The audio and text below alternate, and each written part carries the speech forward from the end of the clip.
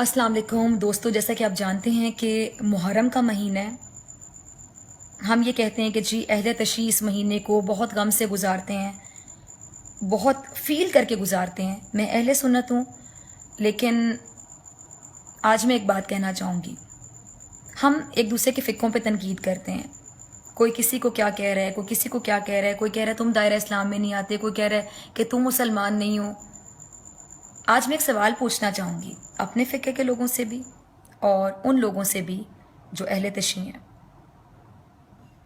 बल्कि मैं बात करना चाहूँगी, सिंपल एक राय देना चाहूँगी। जब हम इस बात पे एतकाद रखते हैं कि अल्लाह ताला के लिए नबी पाक से बढ़ के कोई भी नहीं, नबी पाक सल्लल्लाहु अलैहि वसल्लम उनकी आल औलाद से जो मोहब्बत करेगा, अल्लाह भी उससे मोहब्बत करेगा। जो अहले तशी पूरा महीना, सिर्फ ये महीना नहीं, सफ़र का महीना भी तकलीफ से गुजारते हैं, रो कर गुजारते हैं, उनकी मोहब्बत में गुजारते हैं। जो सालों पहले वाक़या हुआ था उसको याद करते हैं, ताज़ा करते हैं। आने वाली नस्लों को पता चलता है कि क्या हुआ था करबला में। आपको नहीं लगता कि उनकी आंखों से जितने आंसू बहते हैं वो उनकी बख्शिश का सामान बनेंगे आखिरत में?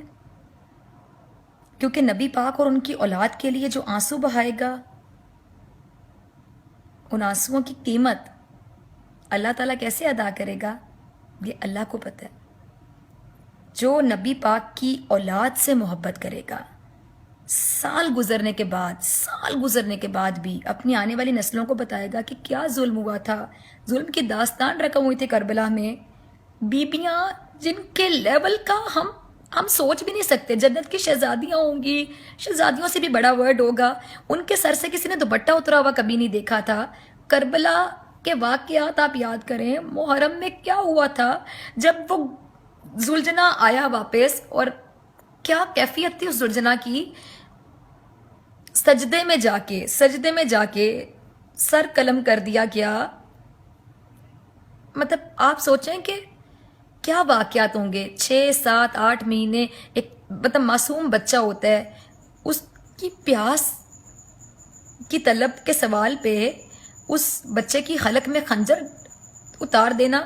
मतलब आप इन वाक़यात को अगर कभी पढ़ें, आपके रोंगटे खड़े हो जाएंगे। जिसके दिल में थोड़ी सी भी मोहब्बत होगी ना नबी पाक सल्लल्लाहु अलैहि वसल्लम के लिए, उनकी आल औलाद के लिए, उसके रोंगटे खड़े हो जाएंगे। और आप इमेजिन करें कि नबी पाक सल्लल्लाहु अलैहि वसल्लम को डे फर्स्ट से पता था कि हज़रत इमाम हुसैन अलैहिस्सलाम की गर्दन कलम की जाएगी। करबला जाएंगे ये पूरा काफिला लेके, वहाँ पे इनको शहीद कर दिया जाएगा। उसके बाद मेरी नस्लों के साथ, इन बच्चियों के साथ क्या सलूक किया जाएगा। इनको कैदी बना के ले जाया जाएगा। फिर मेरी नस्ल में से एक, मेरा खून मेरा बताएगी कि मैं कौन हूँ, नबी पाक मेरे क्या लगते हैं, मैं किस खानदान की औरत हूँ। आप ये वाक़यात अगर याद करें ना, आपके रोंगटे खड़े हो जाएंगे। और इन वाक़यात को जब आप याद करते हैं तो, चाहे मैं अहले सुन्नत हूँ, मैं कहती हूँ कि ठीक है, इन वाक़यात को याद करना चाहिए। हर साल हम याद करते हैं, तभी तो हमारी आने वाली नस्लों को पता चलता है कि करबला में क्या हुआ था। वरना हम तो वो लोग हैं जो पिछले 2 दिन पुरानी बात भूल जाते हैं। हमें पता होना चाहिए कि आखिर उन हस्तियों ने क्या कुर्बानियाँ दी थी। और हमारे साथ छोटी छोटी प्रॉब्लम्स होती हैं। हम कहते हैं कि अल्लाह ताला आपने हमारे साथ ये कर दिया, मैंने तो कुछ बुरा नहीं किया था, अल्लाह ताला आपको मेरा क्या बुरा लग गया। तो अल्लाह ताला को उन हस्तियों को क्या बुरा लगा? कुछ भी नहीं। उन हस्तियों ने ज़िंदगी में कभी गुनाह नहीं किए होंगे, मासूम हस्तियाँ थीं वो, लेकिन अल्लाह ताला ने उनको कितनी बड़ी आजमाइश में डाला। हज़रत इमाम हसन अलैहिस्सलाम की अगर बात करें, उनकी ज़ौजा ने उन्हें जहर दे दिया, और नबी पाक सल्लल्लाहु अलैहि वसल्लम हमेशा हज़रत इमाम हसन के होंठों पे बोसा देते थे, हज़रत इमाम हुसैन की गर्दन पे बोसा देते थे। एक बार बीबी फातिमा ने पूछा कि अब्बा हुज़ूर, आप बोसा इनके होंठों पे देते हैं, इनकी गर्दन पे, इसकी क्या वजह है? तो नबी पाक सल्लल्लाहु अलैहि वसल्लम ने फरमाया, आप दीदा हो गए, और फरमाया कि मेरे इस नवासे की गर्दन कलम की जाएगी और मेरे इस नवासे को होंठों से जहर दिया जाएगा। ये मेरे नवासे जो हैं ये इस तरह शहीद होंगे, इसलिए मैं इनको इस तरह प्यार करता हूँ इन मखसूस हिस्सों पर। और आप ये बताएं कि आप मतलब सब्र की बात करते हैं, हज़रत इमाम हुसैन के सब्र की दाद दीजिए। आप हज़रत इमाम हसन के आप कैलिबर की दाद दीजिए। क्या क्या कैलिबर है, माफ़ करने का दर्जा देखिए कि बीवी ने जहर दे दिया, और जहर पीने के बाद पूछते हैं, उस खातून से पूछते हैं कि तूने मेरे साथ ये किया, کیا میں تیرا اچھا شوہر نہ تھا؟ تو نے میرے ساتھ ایسا کیا؟ بس اور کچھ نہیں پوچھتے. تو ان ہستیوں کے لیے اگر ہم روتے ہیں، اگر کوئی روتا ہے تو آپ ان کے رونے پہ کامنٹ کیسے کر سکتے ہیں؟ ہم کسی کے بھی ان ہستیوں سے اٹیچمنٹ پہ کامنٹ کیسے کر سکتے ہیں؟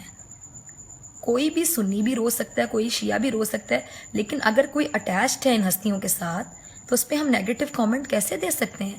آپ کے باقی کامنٹس اپنی جگہ کہ آپ خلفائے راشدین کے حوالے سے جو بھی بات کرتے ہیں سنی شیعہ آپس میں اس بارے میں رائے نہیں دے رہی. میں صرف یہ سوال کر رہی ہوں کہ جو نبی پاک صلی اللہ علیہ وآلہ وسلم کی آل اولاد کے ساتھ ظلم ہوا کربلا کے میدان میں، اگر اس ظلم کو یاد کر کے کوئی آنسو بہاتا ہے، کوئی روتا ہے، کوئی خون کے آنسو روتا ہے، تو ہم ان کو اس بات پہ کامنٹ کیسے کر سکتے ہیں؟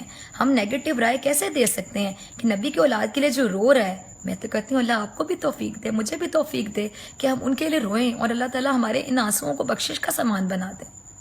پلیز اس بات پہ ایک دوسرے کو کامنٹ کرنا چھوڑ دیں. نبی پاک کی اولاد کی محبت میں جو روتا ہے اس رونے کو سلام، اس تکلیف کو محسوس کرنے کو سلام. میں اہل سنت ہوں اور میں سلام کرتی ہوں سب کو جو نبی پاک کی آل اولاد کی تکلیف کو آج بھی اتنے سال گزرنے کے بعد فیل کرتا ہے اور اس تکلیف سے گزرتا ہے.